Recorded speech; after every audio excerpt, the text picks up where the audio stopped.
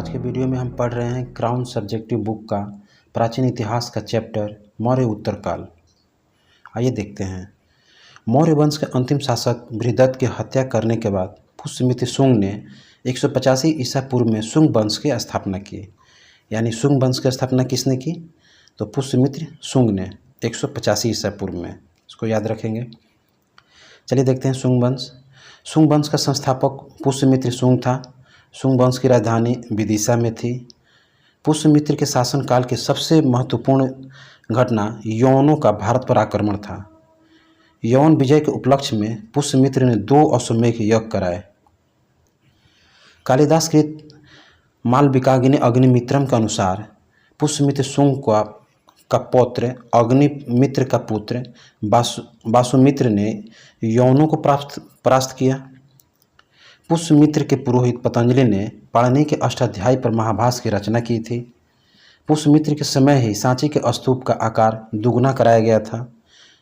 शुंग काल के अन्य महत्वपूर्ण स्तूप हैं भरहुत, बेसनगर तथा बोधगया।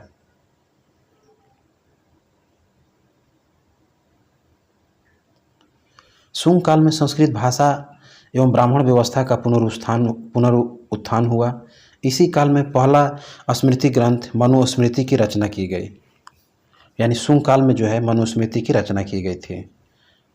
शुंग वंश का अंतिम शासक देवभूति था। इसकी हत्या 73 ईसा पूर्व में उसके अमात्य वासुदेव ने कर दी थी तथा कौण्व वंश की स्थापना की। आइए देखते हैं कौण्व वंश। कौण्व वंश की स्थापना वासुदेव ने की थी। इस वंश के अंतिम शासक सुशर्मा था, जिसकी हत्या सातवाहन नरेश सिमुक ने कर दी और सातवाहन वंश की स्थापना की। सातवाहन वंश का संस्थापक सिमुक था, जिसने कौण्व वंश के अंतिम शासक सुशर्मा की हत्या कर इस वंश की स्थापना की थी। इनकी राजधानी गोदावरी के तट पर प्रतिष्ठान औरंगाबाद महाराष्ट्र में थी। प्रमुख शासक देखते हैं। पहला में आपका सातकर्णी प्रथम, जो 27 ईसा पूर्व से 17 ईसा पूर्व में इनका शासनकाल था। यह इस वंश का एक महान शासक था, जिसने 2 अश्वमेध यज्ञ तथा 1 राजसूय यज्ञ संपन्न कराए।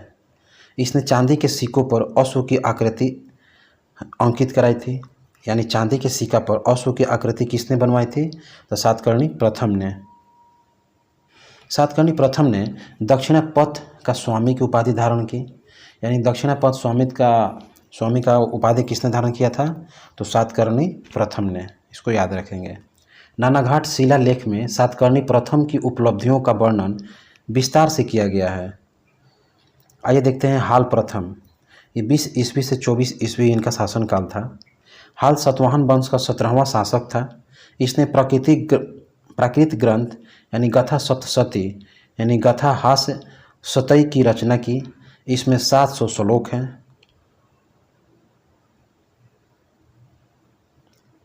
हाल के दरबार में ही गुणाढ्य निवास करते थे, जिन्होंने बृहत कथा की रचना की। यानी बृहत कथा की रचना किसने किया था? तो गुणाढ्य ने किया था। ये हाल के दरबार में रहते थे। इसको याद रखेंगे। गौतमीपुत्र सातकर्णी प्रथम, इनका शासनकाल 106 ईस्वी से 130 ईस्वी था। सातवाहन वंश का पुनरुद्धार गौतमीपुत्र के समय में हुआ। उसने छहरात वंश का नाश किया, क्योंकि उसका शत्रु नहपान इसी वंश का था। उसने शकों से मालवा या काठियावाड़ भी छीन लिया। नासिक अभिलेख में गौतमीपुत्र सातकर्णी की विजय का उल्लेख है। यज्ञश्री सातकर्णी प्रथम, इनका शासनकाल 165 ईस्वी से 194 ईस्वी था। यह सातवाहन वंश का अंतिम शक्तिशाली शासक था, जिसके सिक्कों पर मछली, शंख और जहाज अंकित हैं। सातवाहन वंश का अंतिम शासक पुलवामी चतुर्थ था। आइए विविध तथ्य देखते हैं। सातवाहन की राजकीय भाषा प्राकृत थी, जो कि ब्राह्मणी लिपि में थी। सातवाहन काल में चांदी और तांबे के सिक्के का प्रयोग होता था, जिसे कसार्पण कहा जाता था। सातवाहनों ने आर्थिक लेन देन के लिए शीशे के सिक्के का भी प्रयोग किया था। सातवाहन शासकों ने ही सर्वप्रथम ब्राह्मणों को भूमि दान या जागीर देने की प्रथा शुरू की। सातवाहनों में मातृसत्तात्मक सामाजिक व्यवस्था थी।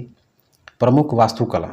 सातवाहन के प्रमुख वास्तुकला थे कार्लिक का चैत्य यानी भोरघाट पूना में स्थित है। अजंता एवं एलोरा की गुफाओं का निर्माण, अमरावती एवं नागार्जुना कोंड के स्तूपों का निर्माण। ये सभी जो थे आपको सातवाहन के वास्तुकला थे। तो दोस्तों इस चैप्टर से इतना ही था। वीडियो देखने के लिए बहुत बहुत धन्यवाद।